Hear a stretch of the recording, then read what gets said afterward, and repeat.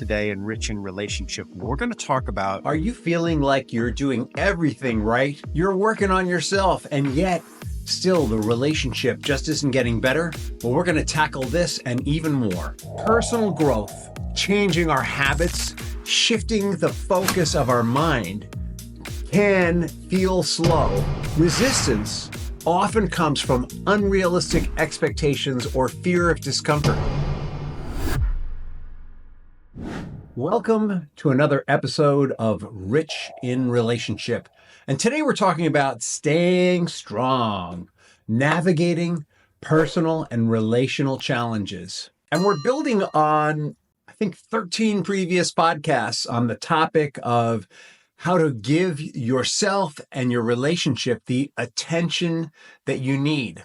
And let's just remember the foundation for this is so many of us today find ourselves distracted. We're distracted by what's going on in the world. We're distracted by social media. We're distracted by games. Or maybe we're distracting ourselves by watching, binging on Netflix or Amazon or whatever. And what we're talking about here is how to pull the hook of the world out of your mouth and refocus your attention on what's really important, yourself and your relationship. Well, what if you've been doing all the things we've been talking about on this podcast? You've been doing the work on yourself. You've been focusing on your relationship, but it just doesn't seem to get better. Well, this episode is all about that. It's all about people who are trying to improve themselves in their relationship, but feel stuck. They feel frustrated, or maybe even like things are getting worse. Here's the deal. Growth is not linear. Challenges are inevitable. We're going to tackle 4 common challenges people face in relationships in this episode. And we're going to talk about where to go with it, what to do, and what might be going on. So listen closely, because we may describe something that's been going on for you. So let's say you've been following the suggestions of our previous podcasts. You're taking care of yourself. You've got your attention on developing your conscious mind. You are only leaning into screens when you have a prescribed time to relax, or maybe you're just starting to wean yourself from screens, and you're starting to take care of yourself more, and you're starting to pay more attention in the relationship. What if you've been doing these things, but you don't feel like it's working? Maybe you feel stuck in old habits, even though you're trying to change. Well, personal growth, changing our habits, shifting the focus of our mind can feel slow and even overwhelming, especially when it requires letting go of ingrained patterns. I mean, let's be clear. What we're shifting inside of ourselves are old emotions and maybe even some assumptions and beliefs about ourselves and our relationship that don't quite line up with what's possible. Resistance often comes from unrealistic expectations or fear of discomfort. Change starts with small, consistent steps that gradually reshape your habits. If you feel like you've been making these changes, but it just isn't quite working, you're still being reactive in the relationship. You don't see the changes in yourself. Be patient with yourself. Keep your eyes on the prize. And notice what are the things that are coming up that are getting in the way. If you feel like you've been doing maybe 5 minutes a day of mindfulness or meditation, or taking some of the other tips that we've been giving in the earlier episodes, but you're not noticing a significant change, notice what's coming up that seems to be in the way of the change that you want to create. And remember that in life, first we have an emotion, then we take an action based on that emotion, and then we get a result based on the action from that emotion. I've said this in other episodes, and I'm going to say it again. We can take the same action with a different emotion behind it. Let's say 3 different emotions behind it, and get 3 different results. It's not the action that makes the difference. It's where we're coming from. So if you're hitting some of the same roadblocks in your relationship, notice where you're coming from. And we're going to talk about some of those other roadblocks as we go through this podcast. I want you to focus on one small goal at a time to reduce overwhelm. If you're feeling a little overwhelmed, it might be that you're trying to change on too many fronts at once. You want to focus in one area and just build up emotional confidence as you see that one area improving. For example, instead of overhauling communication and practicing mindfulness and upping your gym time and reducing your screen time and trying to find more work-life balance and being more careful about what you eat, and instead of doing all of those things, start with just one. Start with one for 30 days. After 30 days, if you feel like you're owning it, you might start with something else. But only once you're sure that first thing you're doing is going to keep moving forward. It takes 30 days to first build a habit and 90 for it to really become a part of who we are. Only you know for sure, this is on average, only you know for sure how fast things are setting. And if you're behind the eight ball in other areas of your life, right now, my mom has been diagnosed with cancer, and we really don't know what's going to happen with her. And so I'm not trying to start anything new right now. I'm just trying to maintain what I have. If you're up against it in some other area of your life, you might have to just maintain. Start with one habit and just maintain. I actually dropped a new practice just for a little while to make space to show up for family more. Sometimes life makes demands of us that interferes with our plans for ourselves. We don't want to push ourselves to the point where we feel totally overwhelmed. I want you to reflect on your triggers or blocks to change. I want you to try one thing. I want you to assess what's going on in your life. There's this game that pops up in an ad on my feed when I'm playing another game. It's a game that is, it's a little scary actually. There's a dad in a wheelchair, a mom who's sick in bed, a little kid who's got a cough, and then a bigger kid whose job is to rescue them, which is totally wrong, right? And the window is open and there's snow coming in. The heater isn't on, and there's no blankets on anyone. And the kid has to decide what one thing out of all of those is going to make the biggest difference. Well, the one thing that makes the biggest difference in that case is actually closing the window, because that's where the cold air is coming in and the moisture and all that. And so we want to pick the one thing that when we're under siege, we want to pick the one thing that's going to make a difference. All right, let's keep going. I'm doing everything right. I'm changing and I'm growing. You know what? I feel like I'm changing and growing, and the relationship is still stuck. This is not unusual. When relationships have had a negative pattern, I'm going to give you a big picture on relationships. A relationship is like a bank account and it has a credit. It's that feature where if you draw too much on your bank account, it's covered by overdraft protection. So relationships are like a bank account with overdraft protection.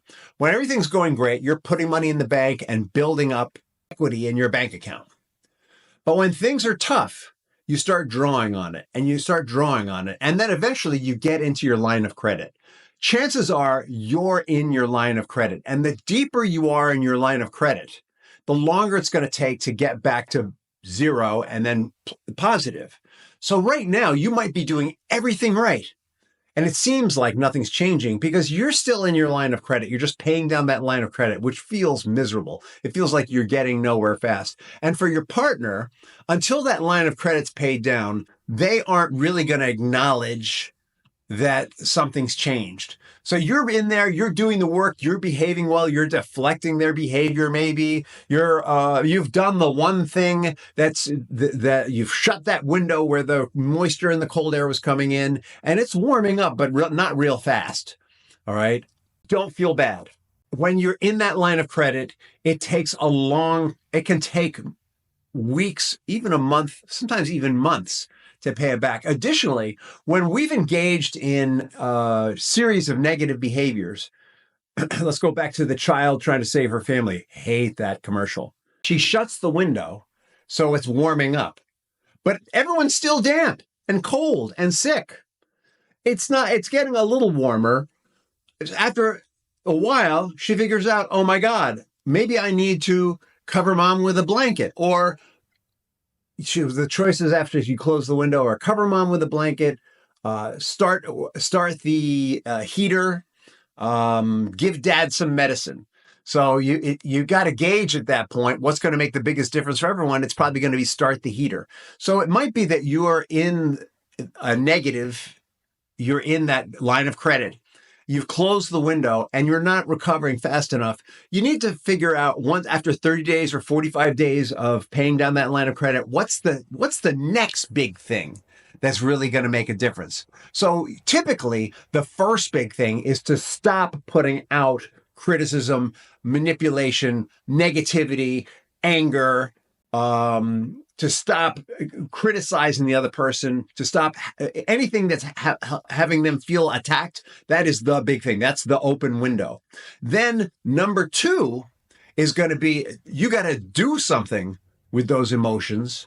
You got to take them somewhere so that because even though you're not expressing anger, or even though you're not expressing fear, or even though you're not expressing criticism, your body language is still communicating it. They're still seeing it. So they appreciate that the noise level's gone from 10 to 5, but you need to take that stuff somewhere else, share it with friends.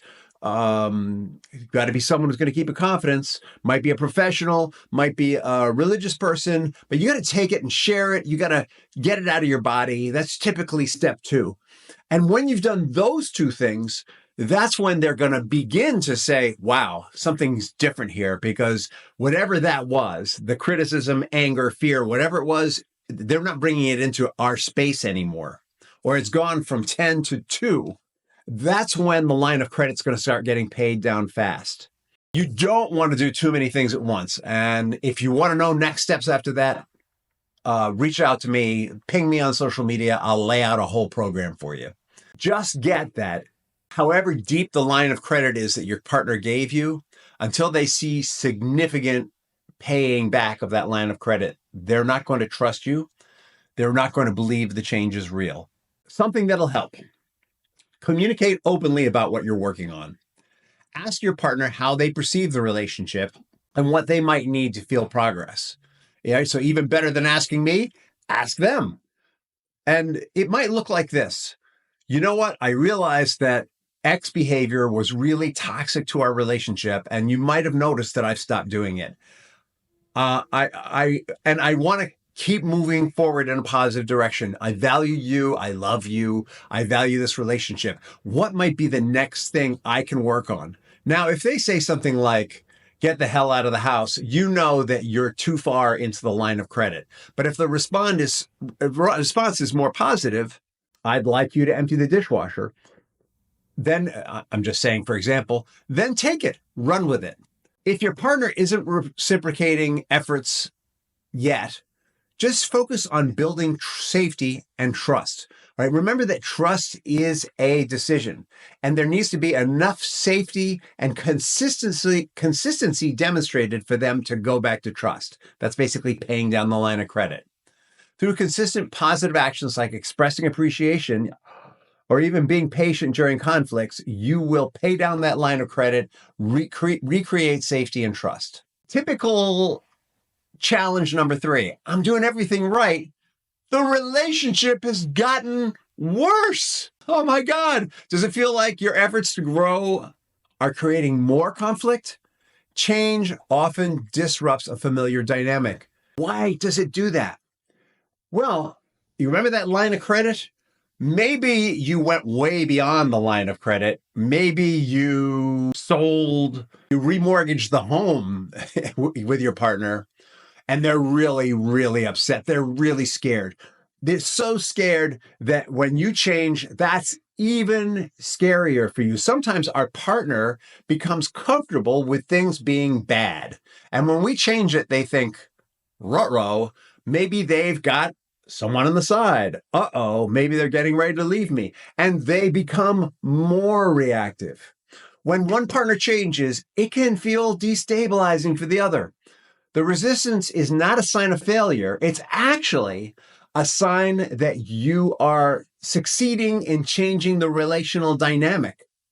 And it's an opportunity to address deeper issues. Some strategies for this situation is reassure your partner that your changes are meant to benefit the relationship. It's not about you're happier because you're somewhere else. It's that you're doing your best to be a better person for the relationship. Reassure them that you're all in. If conflicts increase, focus on de-escalation techniques like pausing before reacting and revisiting the conversation later with a calm perspective, or like reach out for help. Maybe it might be that the two of you need someone to help you de-escalate your dynamic. Sometimes we've got a negative dynamic. We have the fight, we call it here in Rich Relationship, has been going on for so long that nothing seems to be able to end it. We got a lot of experience helping people with this. It is possible to move from the fight to creative difference resolution. All right, here's part 4. I'm doing everything right, but oh my God, all these external problems. Maybe you've got money problems. Maybe you're like me. You've got a mom who's got cancer. Maybe it's the holidays and the kids are sick. Maybe there are big disagreements you just can't seem to resolve. Maybe you need to move while all that's going on. Maybe there's been infidelity, financial, emotional, or even physical. All of these things are going to make it super hard to repair the relationship, even if you're working on yourself. Number 1, keep working on yourself. Number 2, this is a lot like the story about the little kid who's got to rescue their family. Find the biggest thing and focus on that first. Don't try and fix it all at once. Like I said earlier, I'm going through the personal experience where I've got a sick mom and it's impacting my time and my emotional availability. And sometimes we just got to let something go to show up for the big thing. It might even be a matter of saying to your partner, while we are going through this financial crisis, we just need to lead parallel lives a little bit. Let's work together to deal with the financial problem. Let's work together to deal with the sick relation. Or if it's an infidelity issue, you're definitely going to need some outside help with that. There's no working together with something like that without getting someone to step in and help figure out who's responsible for what there. And bad news, good news, it's always in relationships, both people contribute to whatever the situation is. Though one person may make a choice that's outside of the agreement of the relationship, both people contribute to the situations that exacerbate the relationship to the point where that choice feels like it's reasonable or necessary. External challenges test the resilience of a relationship. Always, right? A saying a friend of mine has is, children are awesome. They'll either make or break your relationship. All right. Challenges will either make or break your relationship. And a challenge offers the opportunity to see what needs to be repaired in terms of teamwork and communication. If you're having children and it feels like you're growing apart, there's an opportunity to work on that. If someone's sick and you feel like you're growing apart, there's an opportunity to work on that. And you definitely want to get some help. If you're feeling totally overwhelmed, when these outside stressors come, there is a massive sense of overwhelm. You've got to get a third party in there to work with you on this. Some of the external stressors that we've mentioned are money and financial stress. Creating a shared financial plan to reduce uncertainty and prevent blame is the major step here. If you can't get together on doing that, then you're either going to need to separate and or get some help. You might want to get some help to separate. You might want to get some help to figure out whether you're going to separate or whether you're going to be together. Schedule regular money check-ins. Create a plan for how to deal with the financial insecurity that's going on. There may be things you need to cut. You may need to work 2 jobs. They may need to work 2 jobs, but you're not going to get there unless you have these check-ins, unless weekly you sit down and look at how are we doing towards our plan, discuss financial goals and challenges collaboratively. If there is a crisis outside the family, it is vital that you have clear communication about boundaries and expectations with the external problems. If it's a work crisis, there needs to be some space in the relationship where work isn't going to be exacerbating the relationship, even if it's just one night a week at date night. There also is going to need to be some time where both of you focus on the work problem together. Whenever there's an outside problem, you both need rest, all right? Rest is vital, and you need to work together on the problem. If there is a family crisis, you might want to assign specific roles, and you definitely want to share the emotional and logistical load. If you're having big fights or disagreements, view conflicts as opportunities. And if you can't, get some help. Stay strong. All right. If you're doing everything right and there are roadblocks, just get that the reason you see the roadblocks is you're doing everything right. There are often multiple stressors in relationships by the time people look for a podcast like this, sometimes not so much. What if the roadblocks weren't signs of failure, but signals to adjust and strengthen your approach? Every challenge offers a chance to reflect, learn, and grow. You can reflect, learn, and grow individually and as a couple. Any situation that is challenging that you work through will build the resilience of the relationship. And resilience is about adapting. It's about progress, not perfection. Hey, I want you to get this. Progress, not perfection. Reflect regularly on the progress, not how far you are from the goal. Ask what's working, what needs to change. Ask, what did I do that isn't working? Why isn't it working? Is it a case of paying down emotional debt? Or is it a case of just doing something that plain old doesn't work?